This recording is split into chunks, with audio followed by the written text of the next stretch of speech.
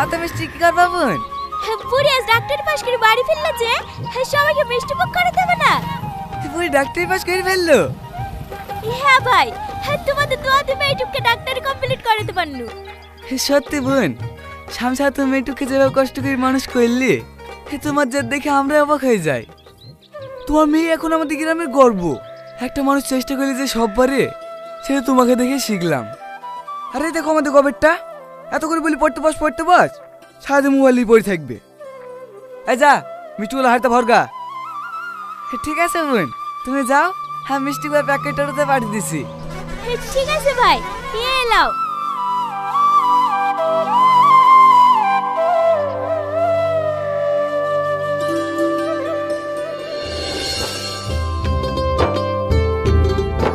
তোর মা কোথায় গেছে সালমা?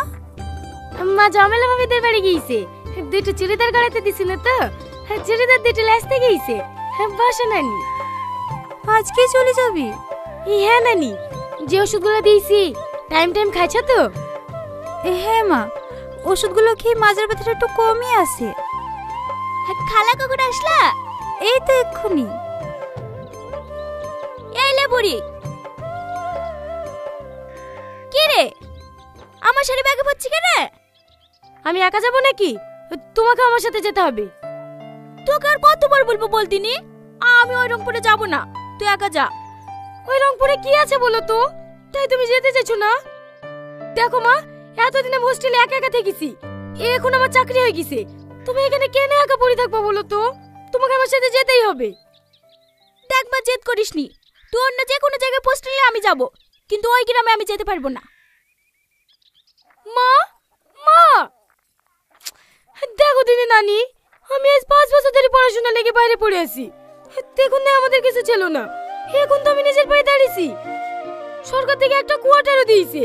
এত কিছু করার পরেও যদি মাকে আমার সাথে না রাখতে পারি, তাহলে আমি কি করে শান্তি পাবো বলো দিনি? তুমি একটু মাকে বুঝে বলো না নানি। আমি কেনে? কেউই ওকে বুঝে ওই গ্রামে পাঠাতে পারবে না। কেনে?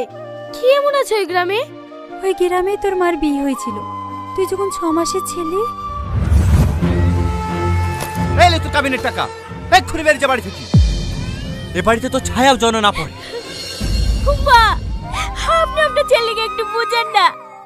আপনিও তো একজন মেয়ে, মেয়ে সন্তান হওয়া কি কোনো অপরাধ? হ্যাঁ অপরাধ। আমি পীর বাবাকে পর্যন্ত জিজ্ঞেস করেছি, তোর কোনোদিনও ছেলে সন্তান হবে না। আমি কত আশা করেছিল বংশে প্রদীপ জ্বালানোর জন্য আমার একটা লাতি হবে, আর তুই শেষে কিনা একটা মেয়ে জন্ম দিলি। তোর এই বাড়িতে কোনো জায়গা নাই। আমাকে তাড়ি দেন না মা, দরকার হলে আমি এই বাড়িতে কাজের মেয়ের মতো থাকবো। দেখবেন এই মেয়েটা একদিন বংশের মুখ উজ্জ্বল করবে। একটা মেয়েতে করবে বংশের মুখ উজ্জ্বল, ও তো দুদিন বাদ দিবি করে পরের বাড়ি চলে যাবে। ও এত কথা বলার কি দরকার মা? ঘর ধাক্কাতে বাড়ি থেকে বের করে দাও। ঠিক আছে, তোমাদের কার কষ্ট করতে হবে না, আমি চলে যাচ্ছি।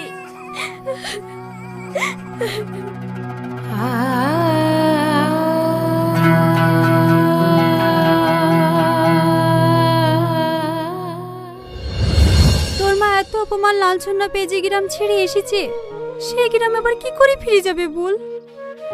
মা জীবনে এত কষ্ট সহ্য করেছে, আমাকে কোনোদিনও বুঝতে দেয়নি।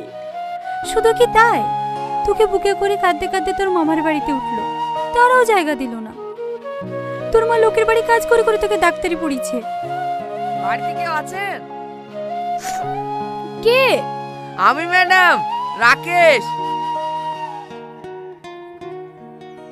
গাড়ি চলে এসছে, কখন যাবেন? এক্ষুনি বেরোবো, তুমি গাড়িতে গিয়ে বসো, আমি আসছি। ঠিক আছে ম্যাডাম।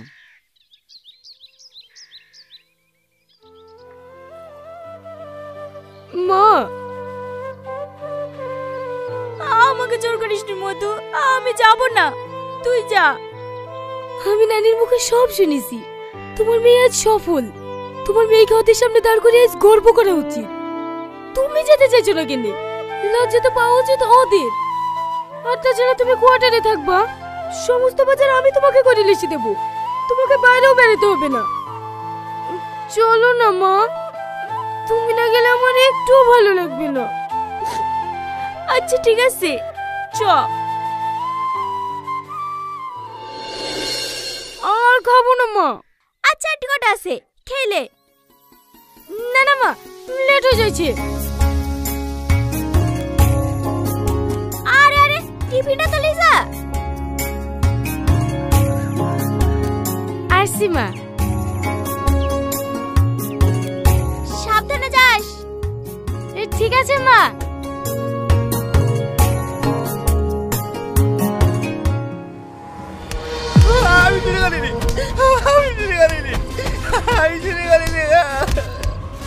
মার মার, বয়স গেছে চুরি করা সব যায়নি।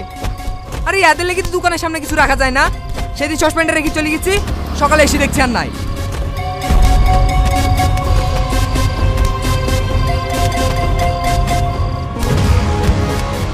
ড্রাইভার, গাড়ি থামাও।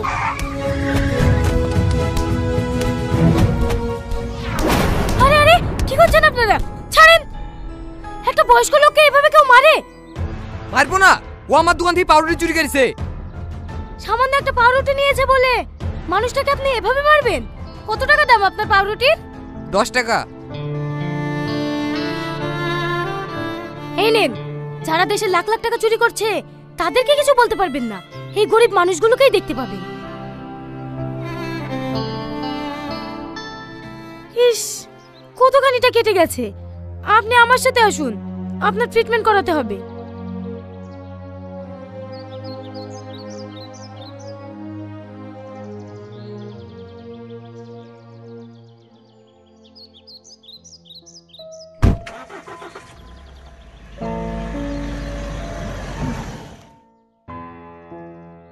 এবার থেকে খিদে লাগলে কারোর দোকানে চুরি করবেন না, সোজা হসপিটালে চলে আসবেন। আমি আপনাকে টাকা দেব, কিছু কিনে খেয়ে নেবেন। আমি চুরি করতে চাইনি মা, দুদিন ধরে কিচ্ছু খাইনি। ক্ষুধার জ্বালা সহ্য করতে না পেরি একটা পাউরুটি লিয়েছিল। দুদিন ধরে কিচ্ছু খাননি? না। কেন? আপনার বাড়িতে ছেলে মেয়ে কেউ নেই? আছে, 2টি ছেলে আছে। ছেলেটাই আমাকে বাড়ি থেকে বের করে দিয়েছে। কাঁদেন না আঙ্কেল, সব ঠিক হয়ে যাবে। আমি কিছু একটা ব্যবস্থা করছি।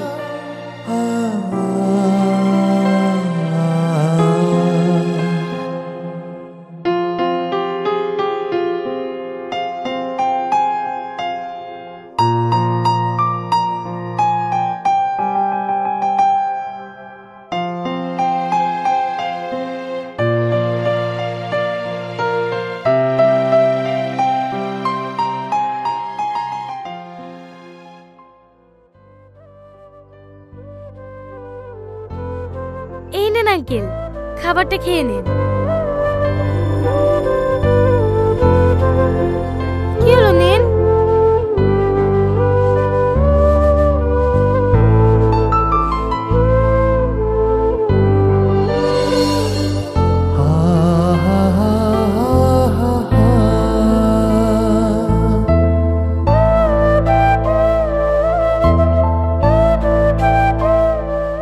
ওষুধটা খাওয়ার পরে খেয়ে নেবেন। কি হলো, আবার কাঁদছেন কেন? এমনি, এই খাবারের স্বাদটা অনেক চিনা মনে হয়েছে। আমার মা রান্না করেছে, ভালো হয়নি? হ্যাঁ, অনেক সুন্দর হয়েছে।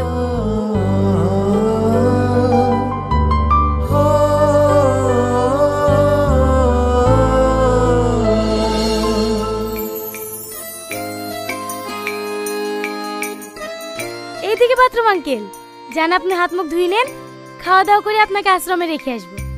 ঠিক আছে মা। কার সাথে কথা বলছো পরে? তুমি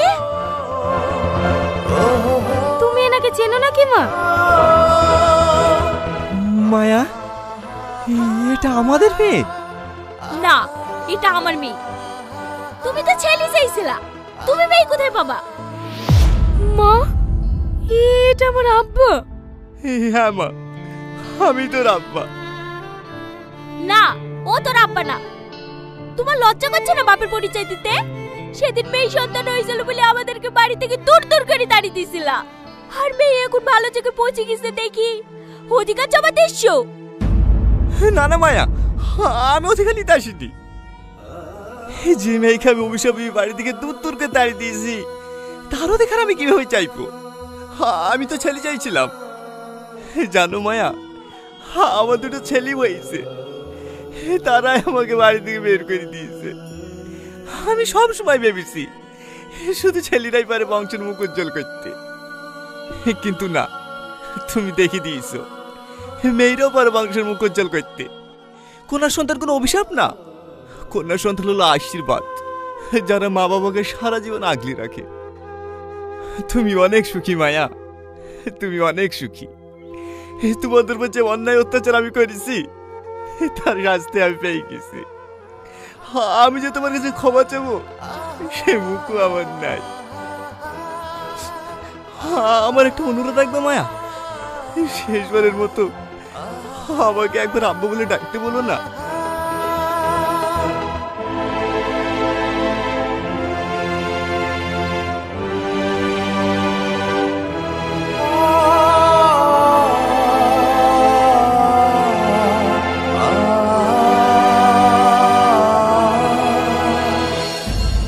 ঠিক আছে মায়া, বলতে হবে না।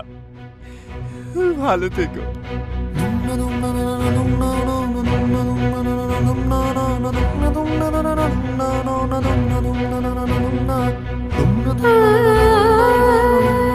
বুড়ি জামা, তোর আব্বাকে ফিরিলে আয়।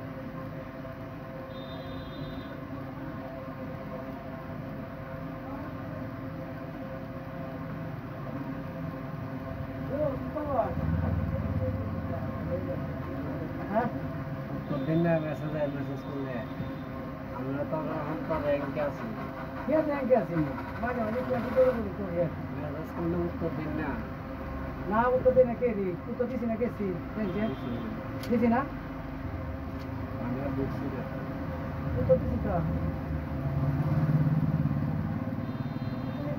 সাথে সাথে কাছে গা সাথে সাথে আয় বলছিলাম যে আমরা 2 মাস দিলে এসে কাম করে ও কাম হয়েছে ভিডিও হয়েছে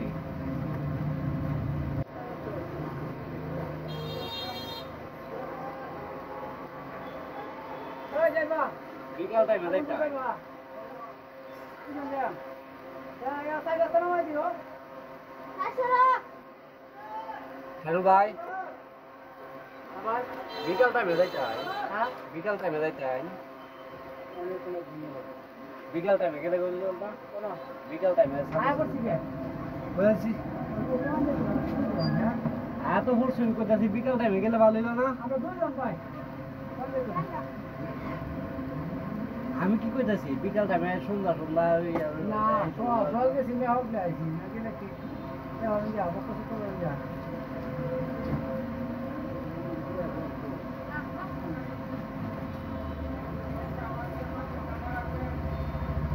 কত হয়েছে হ্যাঁ আইডি কত হয়েছে আগে আগে বলতেছে ও বুঝ আমি আর দিছি রে তুই আর দিছি 170 দিছি হেন কইতাম না ফ্যান তো চলতেছে হ্যাঁ ফ্যান তো চলতেছে হেন না সাইডে কইছিস না নিচে দে ও তো